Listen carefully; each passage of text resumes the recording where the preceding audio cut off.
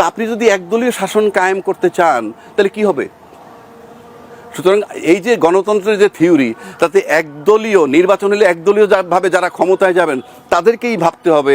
গণতন্ত্রে বিশ্বাসী হইলে, রাষ্ট্রকে ভালোবাসতে হইলে, জনগণকে ভালোবাসতে হইলে রাষ্ট্রের উপকারের জন্য শক্ত বিরোধী দল দরকার।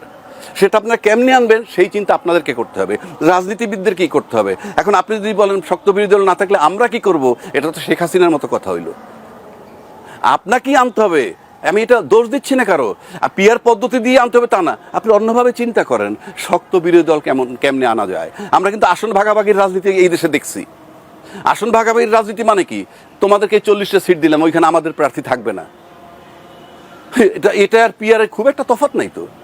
ওইভাবে আসন দিয়ে দাও, আসন বন্টন করা, এটা তো কোনো গণতান্ত্রিক থিওরি না, এটা তো রাজনীতির থিওরি হইতে পারে না। দেশটাকে তো আপনারা বন্টন করতে পারেন না। ভোট তো ভোটে আসতে হবে, এবং আপনাকে চিন্তা করতে হবে শক্ত বিরোধী দল কীভাবে আনা যায়।